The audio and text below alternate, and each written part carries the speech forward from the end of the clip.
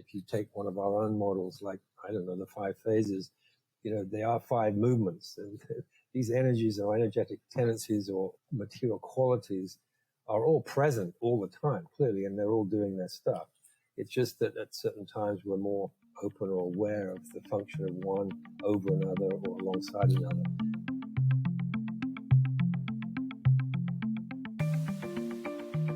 I'm Michael Max, and this is Geological.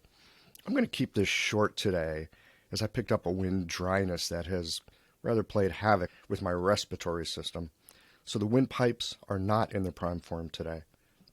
I want to start today with one of the gnarly questions that I picked up from Uncle Seth's book, This is Marketing. You ready for this? How can you show your generosity without discounting your prices? Isn't that a delicious question? We usually think of a discount as showing generosity, but look around and you'll see that discounts aren't really about generosity. They're more about an attempt to win the race to the bottom by offering a product or service for less money. As if price and value were the same thing. They're not. Next week, I'll be back with some examples that I found about being generous without discounting my clinical fees. And if you have some thoughts about how you express generosity in your practice, I'd love to know more about your perspective. You can write me here at the podcast. I'll share your thoughts on the next show. Hi there, this is Sharon Weisenbaum. I'm the director of White Pine Healing Arts Clinic and White Pine Institute. I'd like to share today a pair of herbs that I use often in the clinic when I'm treating coughs. The pair of herbs is Bai Xiao and Gansao, Xiaoyao Gansao Tong, and this pair is really fantastic to add to formulas when the cough has a spastic, paroxysmal, kind of hacking, irritated, won't stop quality to it. I'd like to share later in the show where I got this trick and how you might find out more.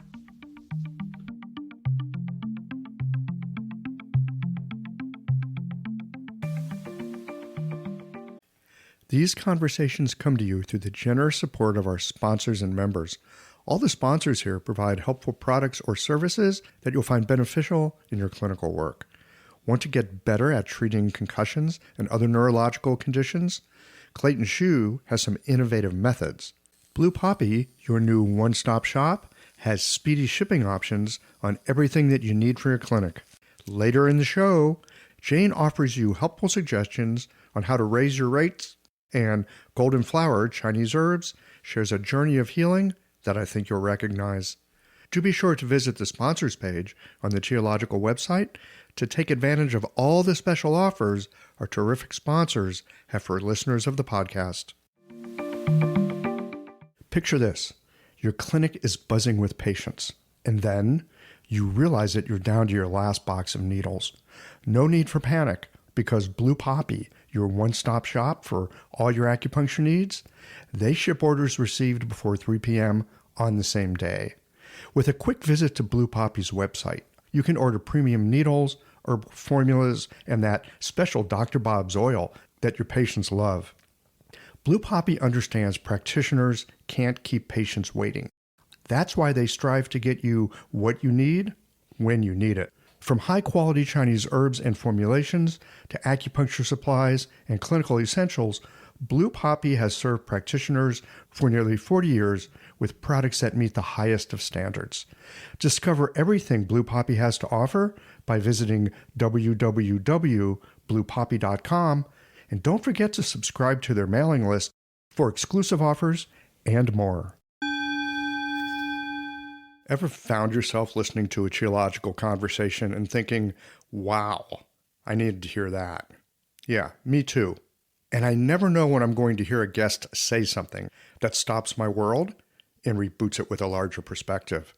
If these conversations have ever helped you to feel more grounded, more inspired, or just less alone in this strange and wonderful work we do, consider becoming a member or supporting the podcast with a bit of tithing to the donation jar. It helps keep the lights on here at the Geological Sound and Motion Lab so that we can bring you these conversations every Tuesday morning. You'll find all the details at geological.com. Thanks for listening and for being a part of this.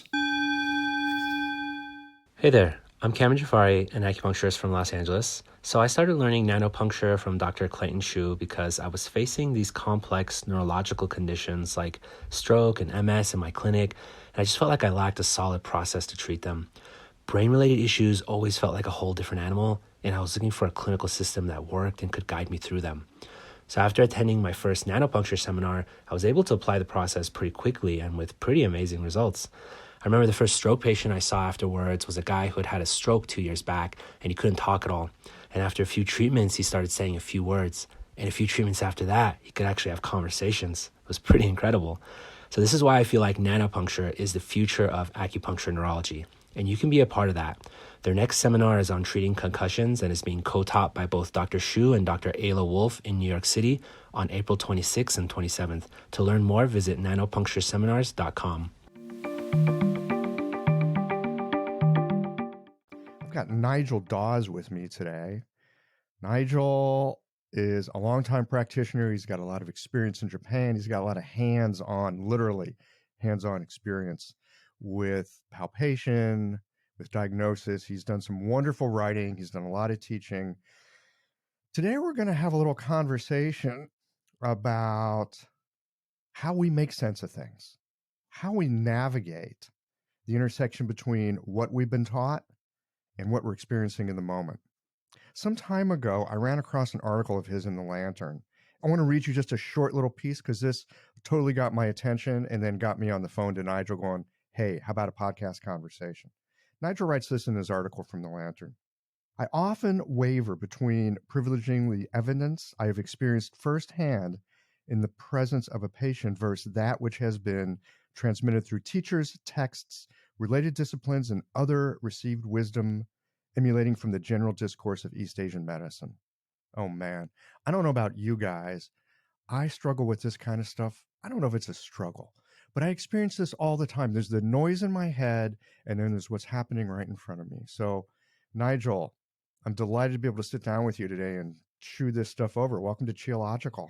Thank you, Michael. Yes, likewise. It's great to have an opportunity to talk finally. We've been in contact over the years, but nothing like a little chat over some coffee. Exactly. Yeah. I mean, we often do this over tea, but hey, we're living in America. Coffee, baby. I've been 25 years in the States. I'm a convert. So you do a lot of touch and palpation and sensing. I mean, there's so many ways that we can use our sensorium to get experience and to get information about how we work with people. And yes, I'm so curious to know more about your thoughts on striking that balance between what's happening in the moment and really how do you tease that apart from the constant ongoing dialogue in our head of, oh, this teacher said that and this book says this, and privileging that over something else that might be arising through the experience that we're having with people. That's probably the question, isn't it, for us clinicians, is there's a hell of a lot going on. Hopefully there's a lot going on in your head as you start to capture images from all kinds of both sensory and intellectual sources when you're spending time with somebody. And that noise is kind of building and crescendoing all the time. And some parts of it are screaming louder than others. And sometimes you're not even sure where the thoughts and feelings are coming from, but you got to make sense of them. That's certainly true. I think in terms of your question, I don't know that it's a planned thing. I often reflect on my own education and my own, coming into this field. And frankly, I'm just really happy that it happened in a very spontaneous, unplanned way, because it did. And, I found myself in Japan, and not at all to study this medicine of ours, but to do other things. And I kind of fell into it. And I guess what I'm getting at here is that my first introduction to the medicine was through shiatsu, actually, which became my first love. And in many ways, when I think back in relationship to your question about that experience, I'm really happy that that's the way it happened for me personally, because I came from a background of literature, actually, and I did a comparative literature degree and stuff like that. And that was, of course, based so much on intellectual understanding and analytical work and making sense of things through thinking. Here I was in the shiatsu class where all of that stuff was out the window. And in fact, we were encouraged very actively to not engage even with the literature of the medicine itself initially, but to just sort of feel things. And we used to literally have classes where it was just either working on someone else or being worked on, and not really allowed to ask that many questions. And I'm sort of reminded that at the time that wasn't so appealing to me. I remember being pretty frustrated by that and thinking like, shit, why can't I ask some questions here? I mean, of course, you're being asked to use a completely different way of experiencing the world. Right. Especially to me. I mean, I suppose I wouldn't have called myself by any means an intellectual, but I certainly had that tendency to come at things with an inquiring mind more than anything. And, I was physical in some ways. I did a lot of sport and all that kind of stuff at school, but nothing that could compare with this kind of very deliberate, very specific approach to using parts of your body to apply pressure and connect with another person and sort of sense things as you move through and work with them. So that was all new to me.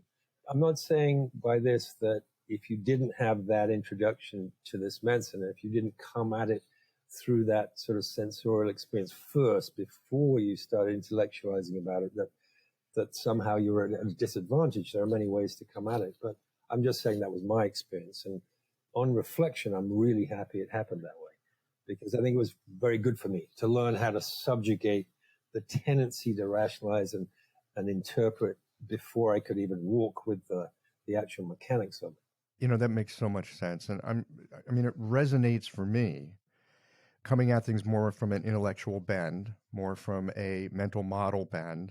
I love seeing how things go together in my mind. And it's very satisfying when you see that unfold in the clinic as well. Oh, yeah, they talk about this in the Shanghan Lun, blah, blah, blah. I see it in my clinic. It's very, very satisfying. And yet, there's these other ways that we have really of sensing more than thinking. And I get it that you say you're so happy and lucky, really, that circumstances arose that allowed you to notice there's this whole other way of paying attention to the world. Yeah, and I suppose if we wanted to be Taoist about it, I expect it probably wasn't entirely by accident. I think in some ways I left full-time education in the West with a kind of yearning for something different, for sure. I mean, I didn't go to Japan just to go to the beach, it wasn't that kind of place. Japan in the 80s was an expensive proposition for most backpackers. So yes, it wasn't on the backpacking circuit, that's for sure. It was full of even very few foreigners at the time, but those that were there were usually engaged in something. It might have been music, or might have been martial arts, or different kinds of practices that were traditional to that country. But so yeah, I'm sure there was a part of me that was looking for something, and probably for something that was pretty different to my experience in education up to that point. So I guess it wasn't a total accident, but I couldn't have predicted the way it would work out. I think this touches in a bit on our subject today, which is sometimes there's some stuff that guides us, but we don't know it's guiding us.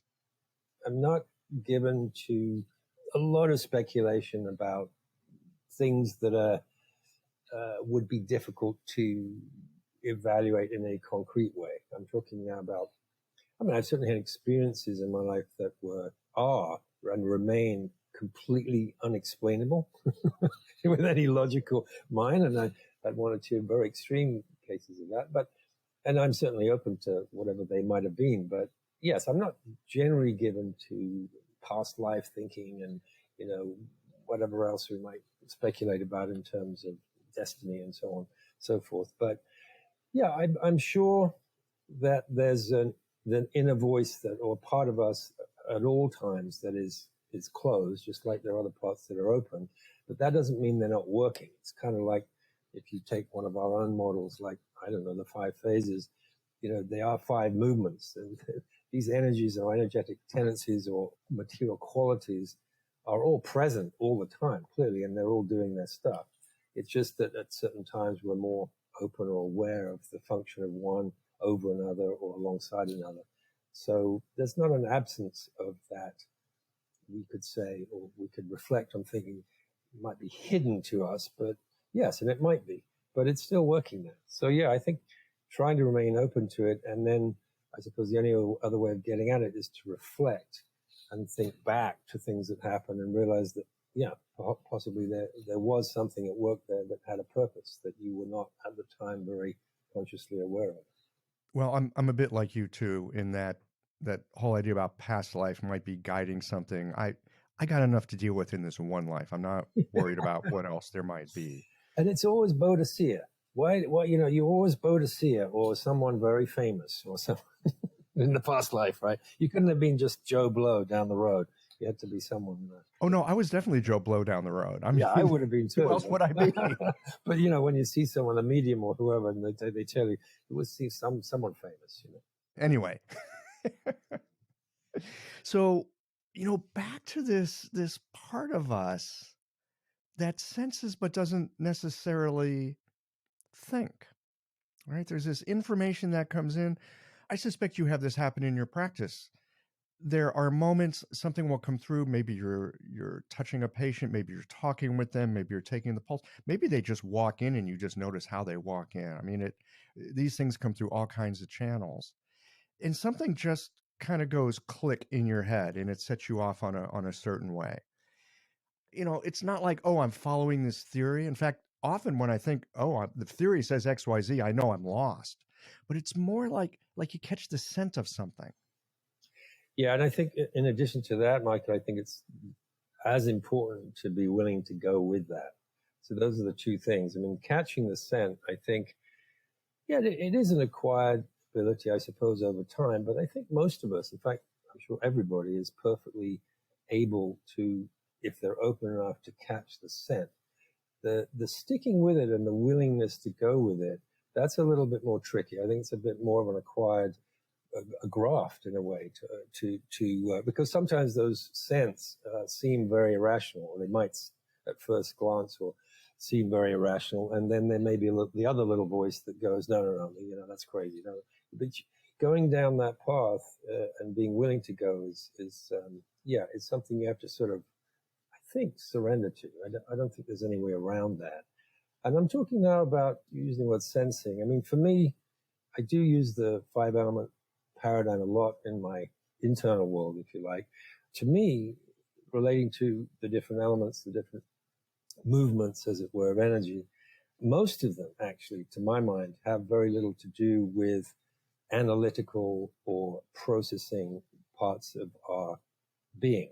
In fact, if you think about fire and water and wood and metal, to me, all of those four have to do with the fire water side is the knowing part, the empathic knowing from the heart, and the intuitive, innate knowledge that we acquire through the water energy, versus that sensory hun, seeing beyond kind of knowledge from the liver, and the actual fleshy, concrete sensitivity that we get from the metal elements. So all of those sources of knowing, in a sense, to me, are not process orientated, process driven. But of course, you've got the hub of the wheel, which is the earth. And there we find in our theoretical constructs, we find that relationship to intelligent mind, to the processing element, and to conceptual thinking and all that.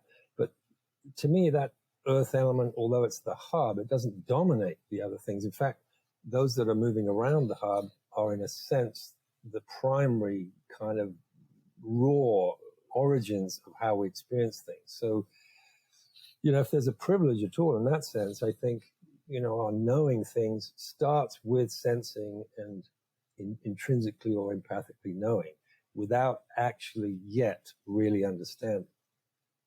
It's such a succinct description of how these processes actually work inside of us. For myself, I remember first starting to study Chinese medicine. There's the 5 phases. It's this lovely poetic thing. I like the way it hangs together. It's satisfying because it's beautiful, and because it talks about resonance, and you can kind of see how it interweaves through various aspects of life. And that's one way of approaching it. What I just heard you talking about is not a mental model of thinking about how that works, but it's actually living inside of it and following these things as they arise and fall away. Yes, I agree with you. It's an internal lived experience that, if you work with it, just like anything, it becomes a skill where, although you're not always in control, hopefully, of all of those aspects of the way in which you experience any given moment, nonetheless, you're aware of them. That's to say, when I walk into the room, I'm working with a patient, I'm aware and I get a strong sense of those different energetic expressions of experience. When I'm touching. And it's like a very direct, earthy, concrete, fleshy thing that hopefully I'm not thinking too much about. As I'm touching, I might get a sense or flashes or moments of seeing something or thinking I see something that is not exactly tangible, but it would require me to sort of surrender to that, yes, that seeing beyond, as we say, with the wood element, the ability to go beyond what's right in front of you. And that's all couched in whether or not you can be, empathic and warm and, full of some kind of compassion towards the work you're doing, and whether or not you're willing to go with that kind of underlying blueprint that is driving the whole thing anyway, which we don't fully understand, which is the water, of course, the whole machinery that's behind the wisdom, if you like, that kind of gets us up in the morning and gets us to do things. So all of that's sort of going on. But like I say, I'm not controlling that, but I try in my work to be conscious of the different component parts of what is, of course, a total experience, but nonetheless, I find useful to be able to separate out into these different types of sensory and knowing experience. Behind all of that, if you like, is this kind of big, medulla, some kind of big cognitive machine that's kind of sucking that all in, absorbing, if you like. The earth is just absorbing all of that and kind of swirling it around and trying to figure things out, but not controlling it. So, yeah, when I work, I really do have an ongoingly and slowly and even gradually more developed sense of those different parts of me working together. And I find that really helpful, actually. This episode is brought to you by Jane, the clinic management software that I use to keep my practice running smoothly. So, let's talk about something that can be a little bit uncomfortable: raising your fees. I know, this is something that might feel awkward, but it doesn't have to. With a bit of planning and care, you can handle it in a way that feels right for you and your patients. One tip: give yourself at least 2 months to prepare. This gives you time to get comfortable with the change and let your patients know what's happening. You can share the news through emails, booking reminders, or even just a friendly little sign in your clinic, and avoid over-apologizing. Instead, keep it straightforward and matter of fact. Keeping things consistent across the ways that you communicate can really help avoid confusion. Fee increases aren't always easy, but you're not on your own here. For more tips and ideas on how to communicate these changes with confidence, check out frontdesk.chain.app and look for the article, How to Tell Your Clients You're Raising Your Fees. Oh, and one last thing, if you're ready to give Jane a try, use the code CHIOLOGICAL for a 1-month grace period on your new Jane account.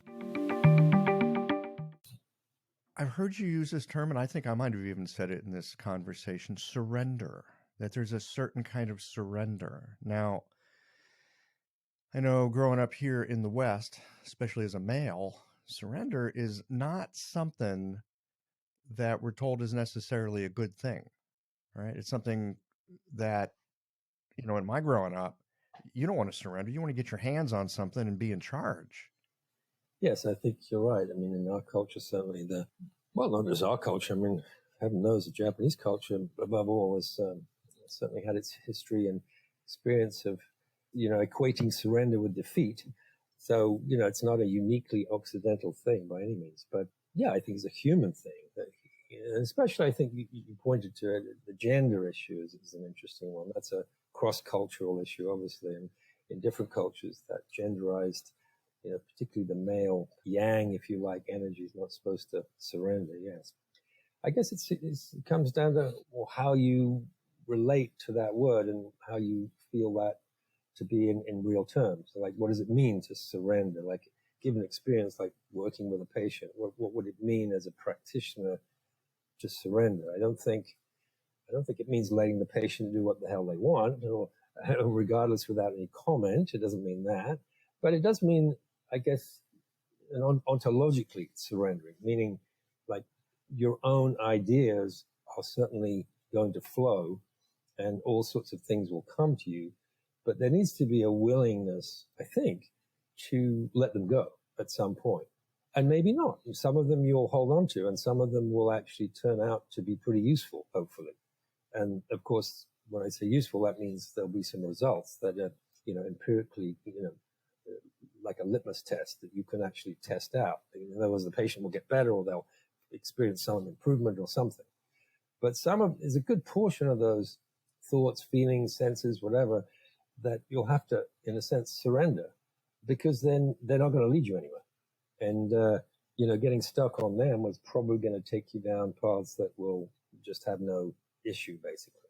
So I think this surrender is mostly in terms of your own internal dialogue, that some of your ideas, thoughts, and feelings are going to be both authentic and accurate and useful, and some are not, frankly.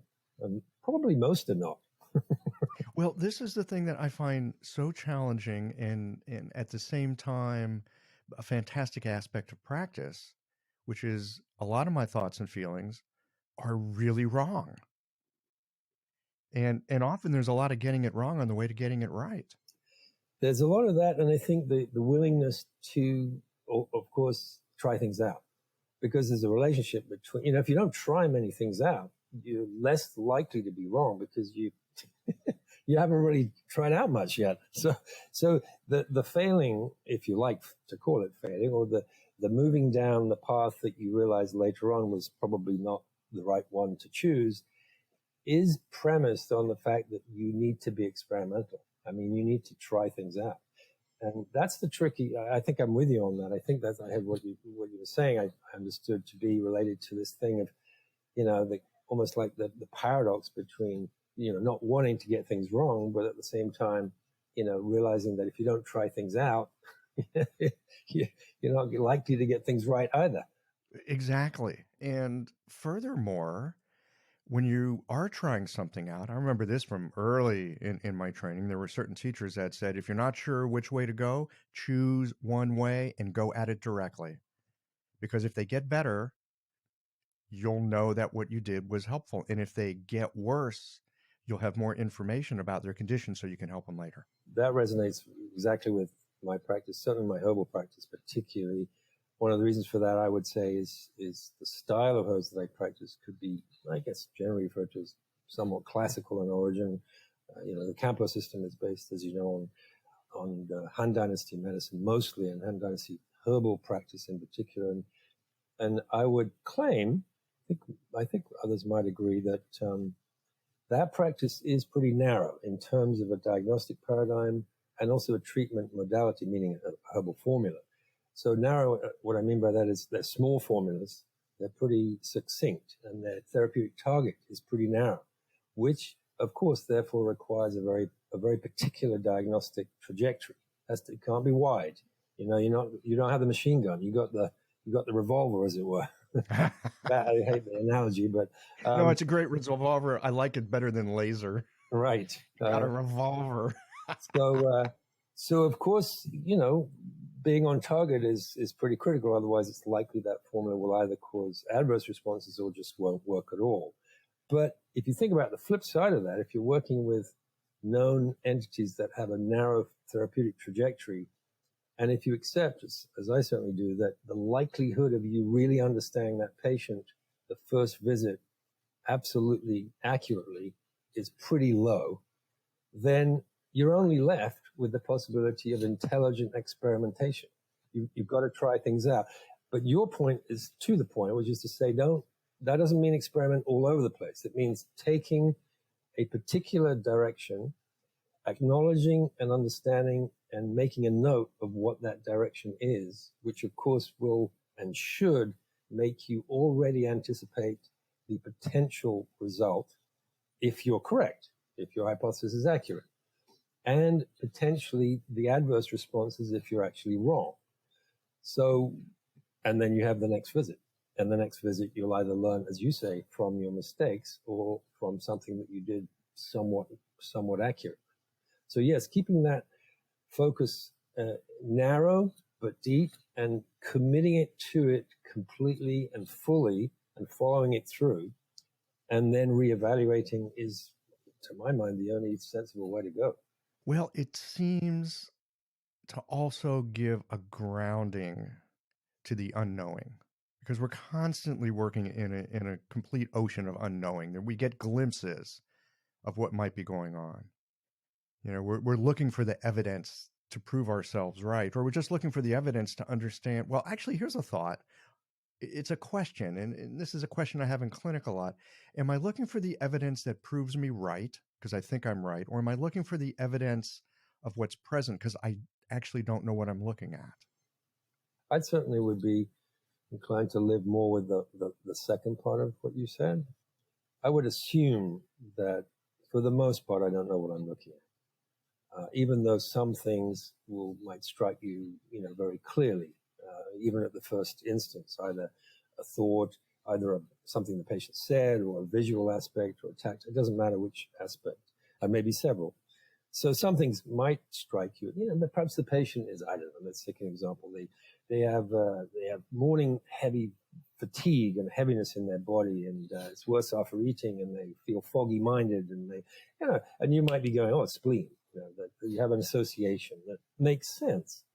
But holding on to that, and once you start to nail that down or start to believe in that as a fundamental, basis for what you might do, then you're already closing things down very quickly.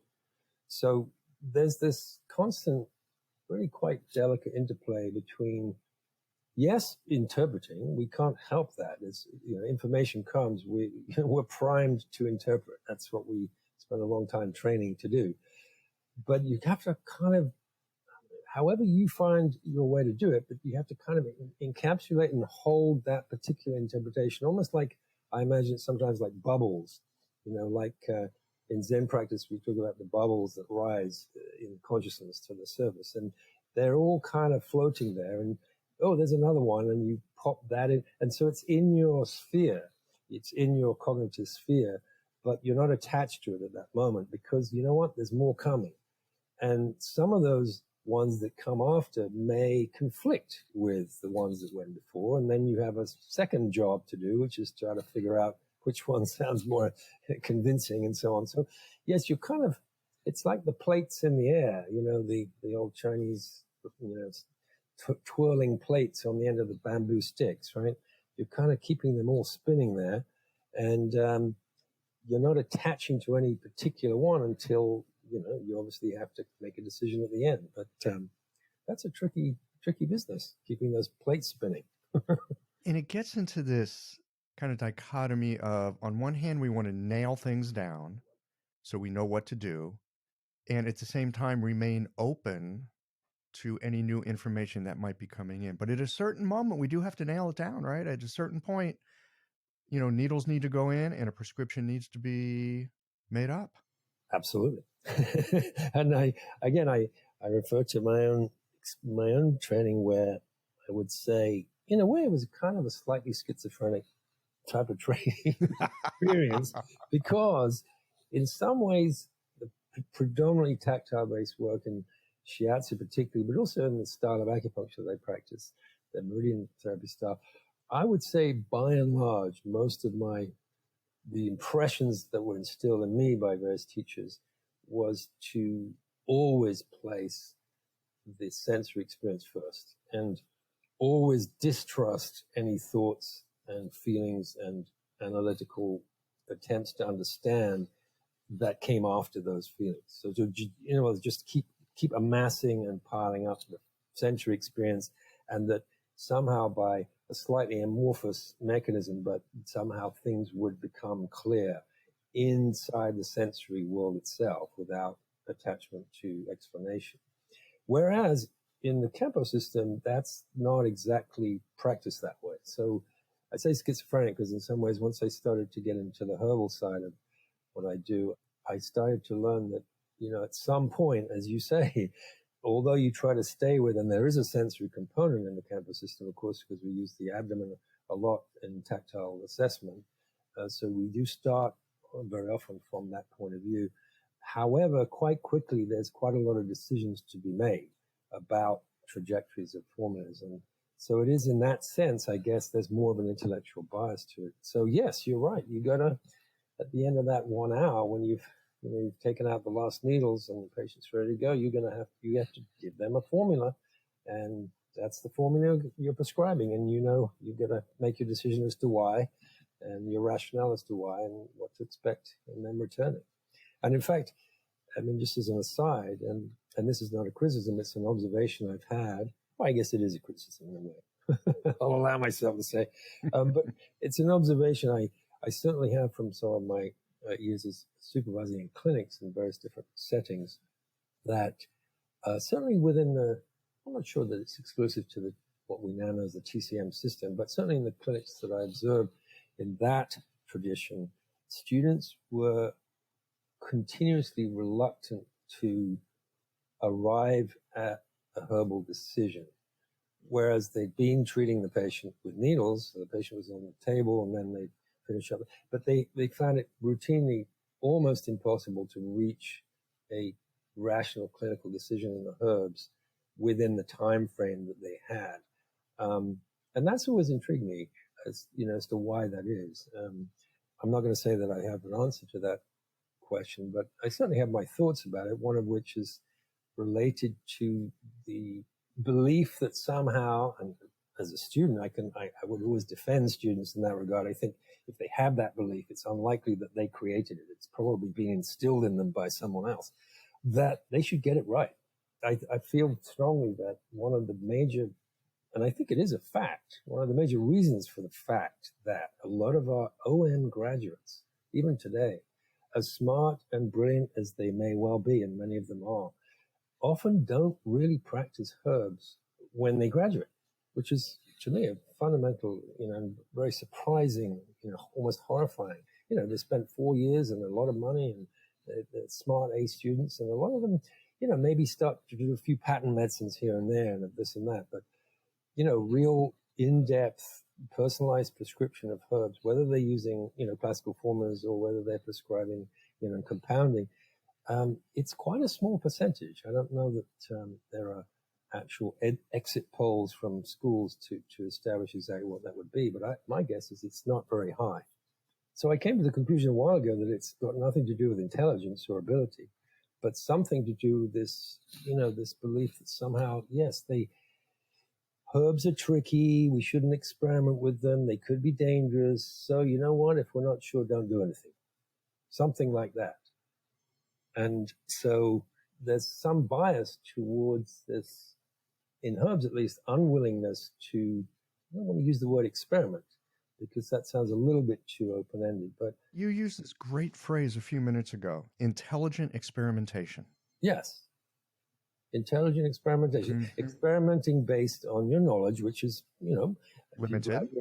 A standard OM program in this country is pretty, certainly established enough to get you to a level where you're not going to make irrational, unintelligent decisions, but that you realize in making the decision that you're making, nonetheless making it with incredible, I would say, not arrogance and certainty, but with conviction. Let's use that word. Meaning that you have a rationale for doing what you're doing. At the same time, without doubting yourself in the sense of undermining yourself, you are in the full awareness that could well be not the right decision to be making. However, on the back of that, you say to yourself, I'm going to see this patient in a week or 10 days or less, and I know what to look for. And I know if I was wrong, what will happen. And I know what I'm going to do next in that case, or at least I have a good idea, because I'm going to learn from that experience. And it seems to me that just judging, I don't know because I'm not internally involved with schools so much anymore. So I can't say from first-hand experience of seeing this, but it seems to me from looking at the end result, which is graduates in practice, that they don't seem to have been educated in that way to be willing to go with their very well rationalized clinical decision and to stick by it, and then to observe carefully and be willing to learn from their mistakes and move forward like that. Do you think that is a teachable skill? I think so too. It's absolutely a teachable skill. And the thing that you bring up about getting it right, oh my God, because we are taught to get it right. And here's the other thing. We want to get it right. We're taught we should get it right. We hear all the stories of how those idiots over there didn't get it right, and that's why they're now in our office. And there's the ego piece of, yeah, I want to be right. And there's the part of your, just having a good business. It's like, yeah, see, I get it right more, so I get more patients, and so I can pay off my loans. We have a lot invested in getting it right.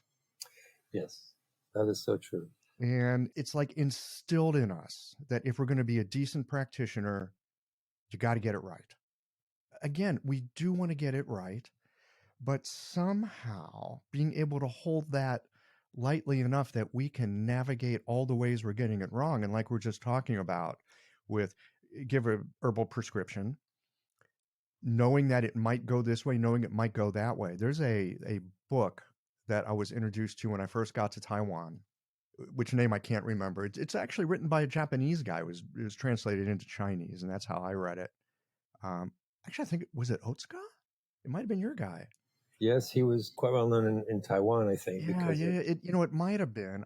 But the thing that I remember, there were these great case studies, and this guy was transparent and hilarious because he would write about that he felt this, he noticed that, and he thought, oh yeah, this prescription for this person. Or he'd write about, I wasn't sure what to do. I mean, he'd actually write this in his case notes. I wasn't sure what to do. Actually, he's got this 30 years of Campo case studies translated in English. So sounds like that. It's if you read those cases, yeah. It was delightful because number one, he's being transparent with his uncertainty, which we all experience. And secondly, he talked about giving someone a prescription and thinking, and waking up in the middle of the night and going, oh my God, what have I done? Right. If I'm wrong, it's going to go this way. And then, the patient comes back a few days later, turns out it didn't go wrong. And he goes, it's great. I discovered that XYZ formula also can be used for this other thing.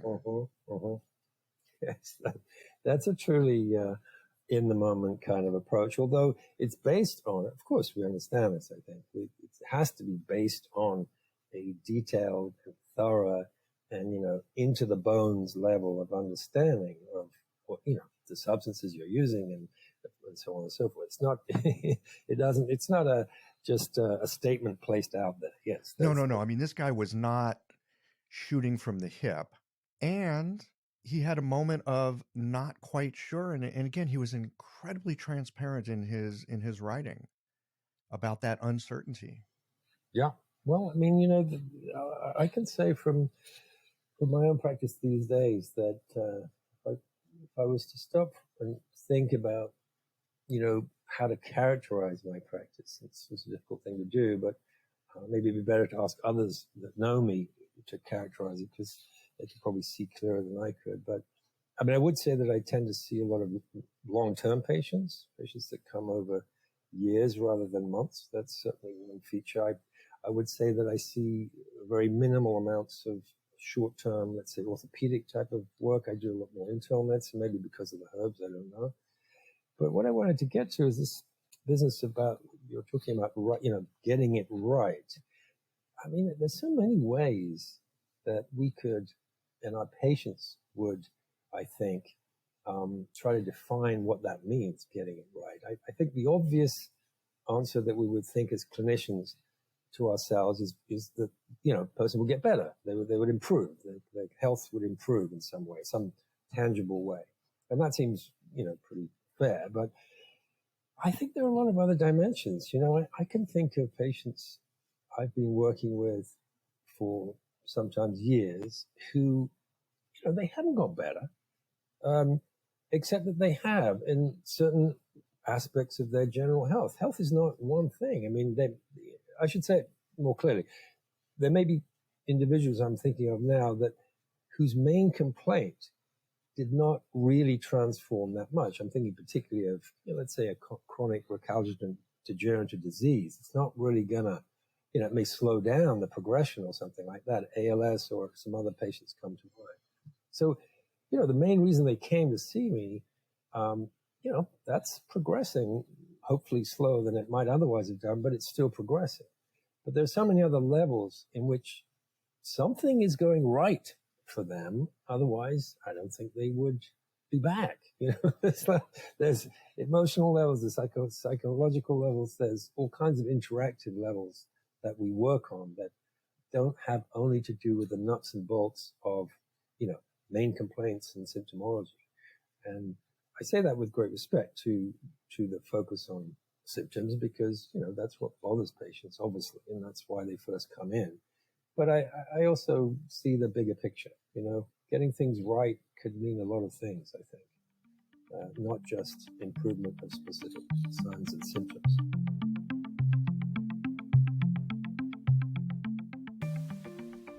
Hi, this is Sharon back again. I got the idea for using Xiaoyao Gancao Tong in formulas for spastic cough from a teacher named Dr. Yu Guozhen. I read about this use in his book called A Walk Along the River. Dr. Yu also uses this combination of herbs, Baishao and Gancao, in formulas for constipation, for pain from urinary tract or kidney stones, even for hepatic lesions, or from the spastic feeling of not being able to stop scratching an itch. All of these disharmonies have in common that there is spasming going on. And when that spasming is going on, you can add Xiaoyao Gancao Tong to your formula, and it will really augment the effect of that formula. The exciting news is that Dr. Yu Guozhen is coming to Amherst, Massachusetts to teach for 3 days. Please check this out. It will be live, and it will also be streamed live, so I really hope you can make it.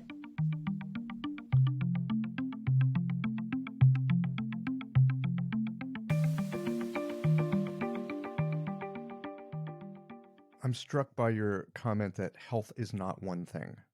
One of the questions that I've had lately, I mean, it seems like such a simple thing. I mean, it's almost ridiculous. But I've been wondering lately, really, what's a good definition of health? I mean, what is health? Because I've seen people that have perfectly fine numbers on blood and hormones and, all the tests and panels and scopes. Everything looks fine, and they're a mess. I've had other people that were in the process of dying. They were some of the most integrated, healthy people I've met. Yes, without a doubt. And I'm thinking certainly of cancer patients that I've had, almost to the last one of them. Whether it's facing mortality, I don't know, probably, I would imagine. I mean, and when I say facing, not just as an idea, as a real experience in your waking life, I think they either have the opportunity of transforming or, succumbing, basically. And thankfully, many of them transform. What I mean by that is to transform their entire way in which they relate to life and pretty much everything. And those patients are I learned so much from people like that.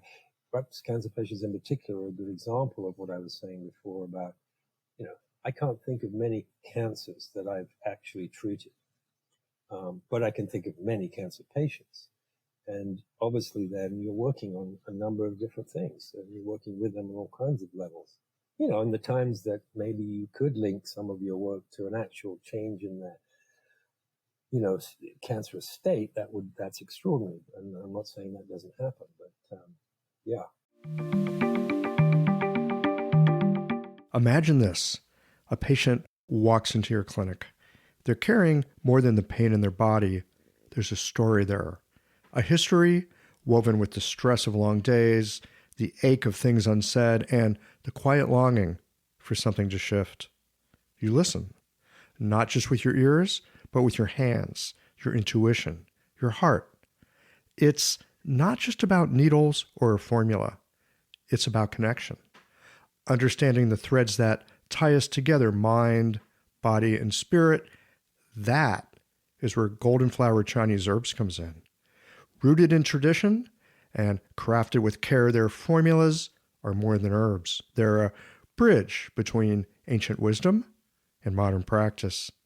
Every bottle, a quiet partner in your work, helping you to meet your patients where they are. Because healing isn't just about treating symptoms. It's about creating trust, cultivating belonging, and helping someone feel truly seen. Golden Flower Chinese Herbs, your partner in practice and connection, where tradition meets care. And then I think there's also this idea that there's working with disease, i.e. cancer. That's a classic. But there's also working with health.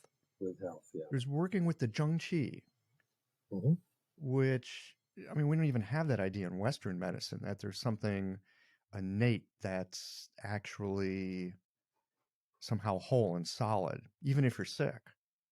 Well, we're getting to it, aren't we? I mean, in modern allopathic medicine, we're finally, in certain subspecialties, coming into, and since we've been talking about cancer briefly, I mean, that's one area, right? Cancer immunology, for example, where we're really starting to see that one way of approaching cancer treatment is cytotoxic, highly toxic drugs that can and certainly have been able to kill tumors, but they do a lot of damage. They have a lot of collateral damage. That's a symbol, if you like, for me, a metaphor in a way of the fact that allopathic medicine itself is not ignorant of ways in which we can, and we're beginning to think more about the person and how to, in that case, activate the person's own immunological responses to illness, rather than, the phase, post-19th century phase and the last 150 years or so, where we've been so focused in allopathy on the, the disease-causing agent. Yes, I mean, what WHO still has the definition of health as the absence of disease. And that's understandable. That's the way that we've always thought about it from that perspective. But I think it's changing. I think the traditional medicines, of which, of course, Chinese medicine is a very strong example, as you say, have always premised themselves on, first of all, trying to detect, sense, and characterize a person's intrinsic strength or weakness, their constitution, if you like, as well as the functioning of their systems in regard to resisting both outside and internal attack by various either substances or processes. So, but I don't think they're unique. In other words, I don't think those traditional systems are unique. I think the modern system of healthcare, although it's very flawed, is having some very cathartic wake-up moments these days, which are quite exciting, actually, I think. But no, we in Chinese medicine certainly have that focus. And, I myself in my practice in meridian therapy, for example, acupuncture style, we always do that root phase of the treatment, the first round of needles, which are focused entirely on, yes, zheng qi, as you say, the anti-pathogenic qi, as we call it. And some people might disagree, but certainly I think the Campo perspective on the Shangan Lun and the teachings from that period of Chinese history and herbs also, and you don't have to intellectualize about it, just look at the formulas and the way they're constructed. They all focus around the zheng qi, actually. They focus a lot more in terms of the use of middle jiao, warming, nourishing herbs that potentially enhance the resistant qi. In other words, working on the person's immune responses rather than necessarily the agents, which they then didn't characterize in the same way as we do now anyway. Obviously, they didn't talk about viruses and bacteria and parasites and so on, although they had a concept of pathogenic qi. That's definitely our focus, I would say. Yeah. I'm curious, do you have a definition for health? What's your way of thinking about it? Well, I mean, I think, It's a tough question, isn't it? I'm a part-time Buddhist. Let's start with that. A I mean, part-time Buddhist. I would love to call myself a Buddhist, and I'm certainly a Buddhist in spirit. And I did have at one time a fairly serious practice, certainly in Japan days. But I'm a lapsed Buddhist. Let's put it like that. But having been exposed to that particular practice, and I'm not elevating it above others. I'm just saying that's my experience of it. This Sanskrit word dukkha, isn't it? I think it is suffering.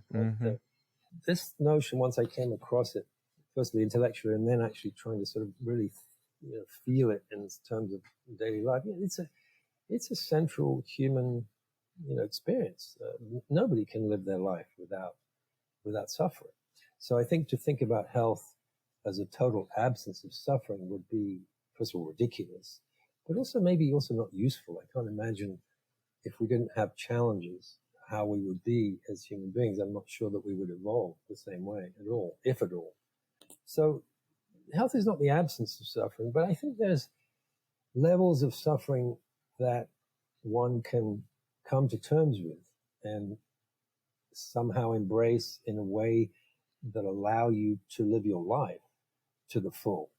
And as you mentioned before, some cancer patients are very good examples of that, where they just, even in the face of, mortal danger, they're living a full life. And that seems to me to be really healthy. I mean, I suppose what I'm saying then is health is something about both embracing an element of suffering, but also knowing when it's something that shouldn't be embraced or put up with. So making those decisions between doing something to change things that would hopefully be an improvement in your health, whatever that might be, versus other things that you basically need to come to terms with and embrace. I know that's a bit waffly, but that's something like the way that I would see it. Well, I think there's a lot of wisdom in, what is it? It's the Serenity Prayer or something like that. There are things that can be changed. There are things that cannot be changed. Can we somehow have the clarity to know which is which? Yes, Yeah. I think that's absolutely what it comes down to. Deep aspect to health. Yeah, I think so. Because otherwise you inevitably make things worse. By that I mean, if you're struggling against something that fundamentally is probably not going to change, that itself is a form of suffering. And what comes to mind there, for example, is certain patients maybe with what some would characterize as a psycho-emotional or psychological illness, where there may be, and I can think of examples of patients of mine, an aspect of their character that until they come to terms with, in terms of both identifying and accepting, as long as they keep wanting to try to change it, there's no way out of that conundrum, because it ain't going to happen. And, I've seen some of the healthiest schizophrenics that I've ever treated who basically understood their illness very well and didn't like it, but totally understood what it was and what they needed to do and didn't struggle against it and pretend to live a completely normal life. And I think they were healthier for doing that, for example. I feel like we've come full circle here and we're back to surrender. Yes. That we're back to surrender. And as you so eloquently pointed out, surrender is not necessarily defeat. No. Surrender is, this is what's present. Like I said before, surrender, first of all, I think it's not in relationship to the other, in my opinion, because one might imagine that surrendering would involve some sort of conflict between two or more individuals, and then there's a winner and there's a loser.